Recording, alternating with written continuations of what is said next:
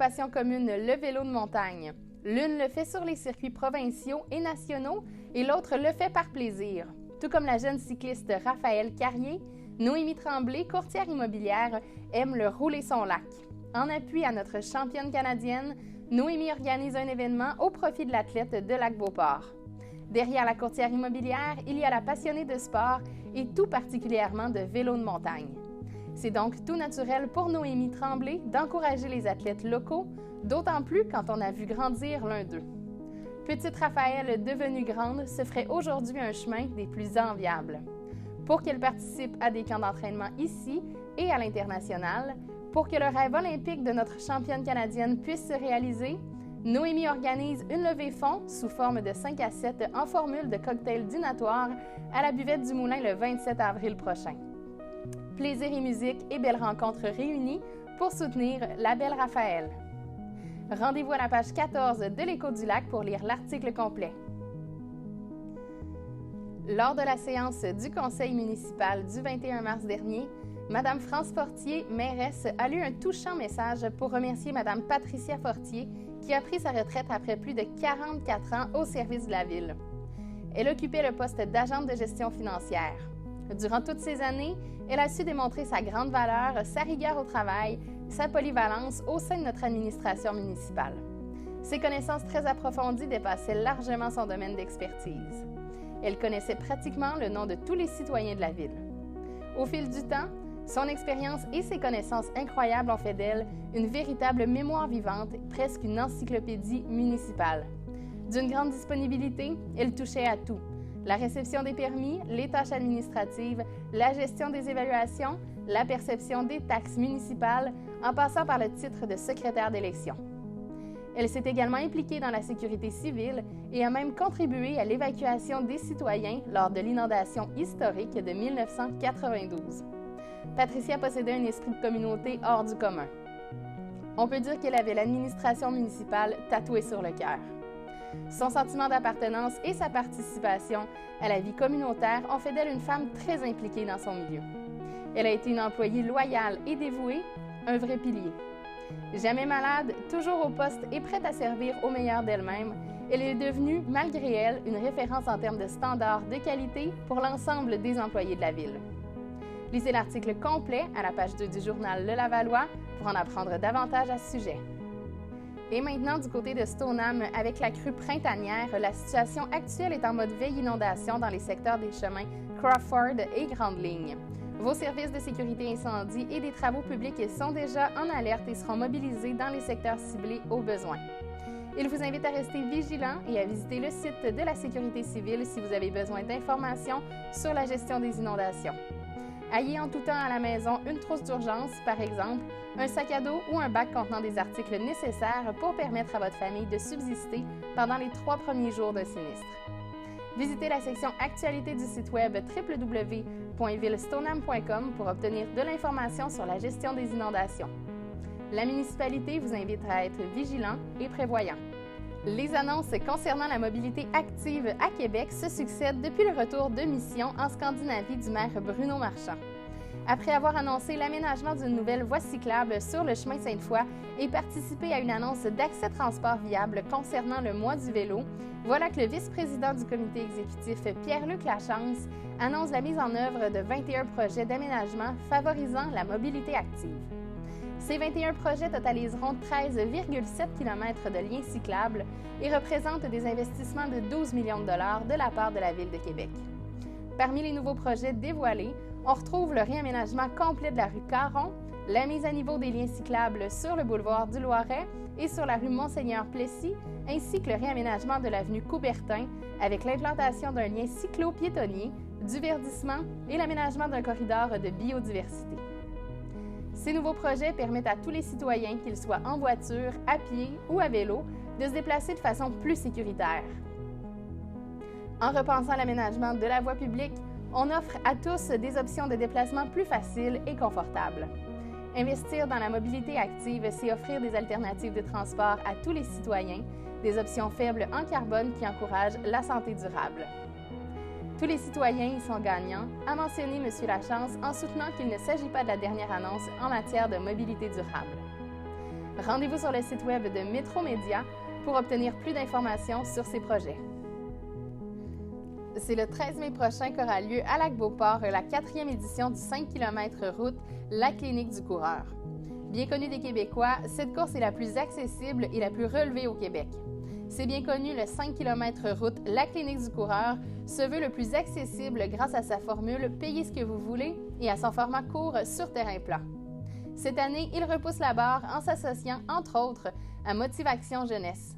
100 places seront offertes aux jeunes dans le besoin. C'est grâce à l'aide de la Caisse des Jardins de Charlesbourg qu'une centaine de jeunes coureurs pourront découvrir la course sur route dans une ambiance familiale et festive.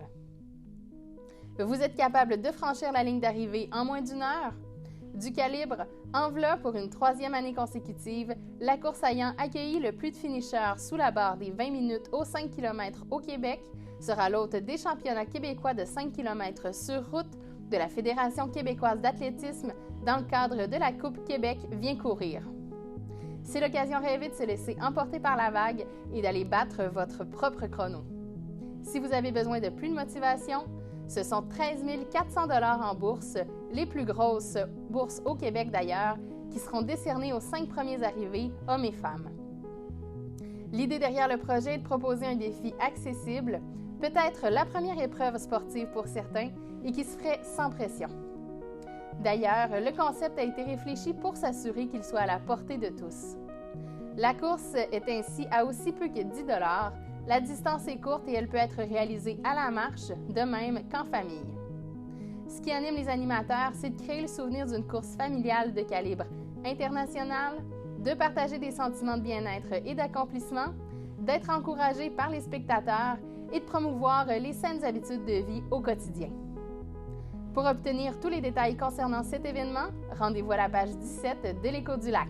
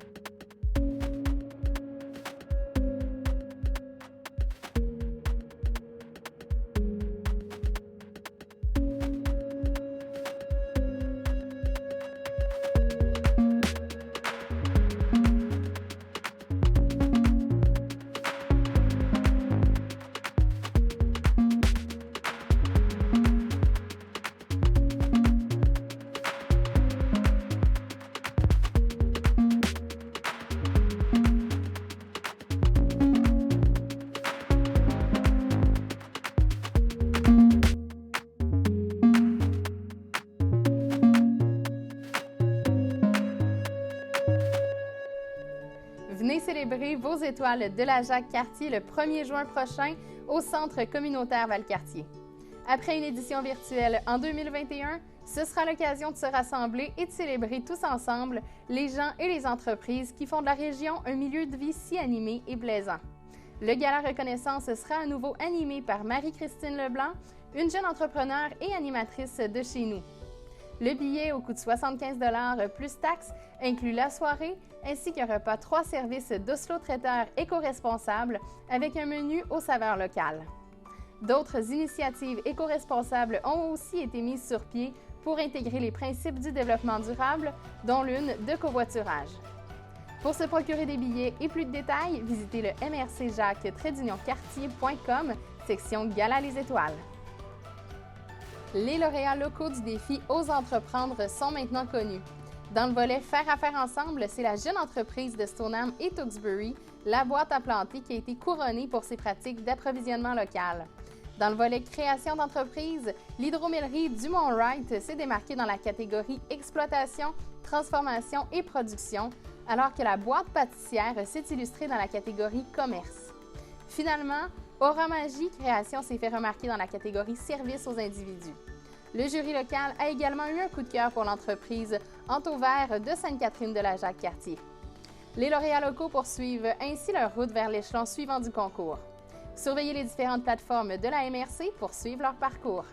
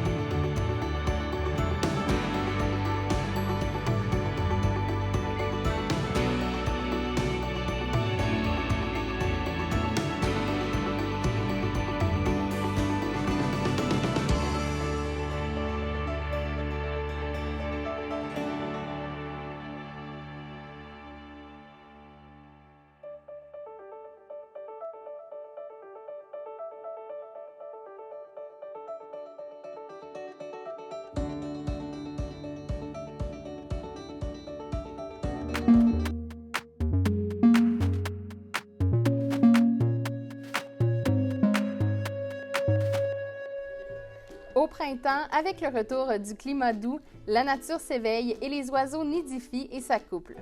C'est donc au grand plaisir des ornithologues et photographes amateurs que les Marais du Nord vous convient à ces découvertes ornithologiques. Avec 190 espèces répertoriées, dont le balbuzard pêcheur, le grand héron, le butor d'Amérique, le huard à collier, le canard branchu, le garrot à œil d'or, le jet bleu et plusieurs espèces de pics, nul doute que votre parcours sera parsemé d'une multitude de surprises. À vos jumelles ou appareils photo. L'activité se fait en continu sous forme de kiosque à la Tourelle. La Ville de Québec rappelle que la période d'inscription au camp de jour est en cours et ce jusqu'au 9 mai. Les inscriptions se dérouleront sur les sites web des 25 organismes de loisirs partenaires. Les dates de début d'inscription diffèrent selon les arrondissements. Pour la Haute-Saint-Charles et les Rivières, il s'agit du 18 avril et pour Beauport, Charlesbourg et Sainte-Foy-Sillery-Cap-Rouge, le 19 avril. Le 6 mars dernier, la Ville annonçait une nouvelle modalité d'inscription unique à la semaine, effective à partir de cet été. En effet, le tarif hebdomadaire sera de 60 $ pour un enfant, comparativement à 95 $ en 2022. Les camps de jour auront lieu entre le 26 juin et le 18 août. Chaque été, plus de 16 000 enfants y participent et près de 2 000 animateurs, accompagnateurs et responsables sont embauchés. Les étudiants et autres personnes intéressées sont invités à postuler dès maintenant auprès des organismes gestionnaires qui sont en pleine période de recrutement. Pour en savoir davantage sur les camps de jour, consultez le site web de la Ville de Québec. La Ville de Shannon instaurait en 2022 la campagne de prévention « Briser ses noms », faisant appel à la collaboration des citoyens qui seraient témoins d'actes de vandalisme sur le territoire. Avec le retour des températures plus clémentes, certains actes répréhensibles ont été répertoriés au cours des derniers jours sur le territoire, notamment dans les parcs, les quartiers résidentiels et certaines infrastructures de la ville. Endommager les bâtiments publics, faire un graffiti, briser des clôtures, des véhicules ou du mobilier urbain constituent des actes de vandalisme qui engendrent des coûts et des désagréments importants pour toute la collectivité. À cet effet, la Ville invite les citoyens qui sont témoins d'actes de vandalisme à dénoncer tout contrevenant en contactant la Sûreté du Québec au 418 310 41 41 ou encore faites le étoile 41 41 à partir de votre téléphone cellulaire.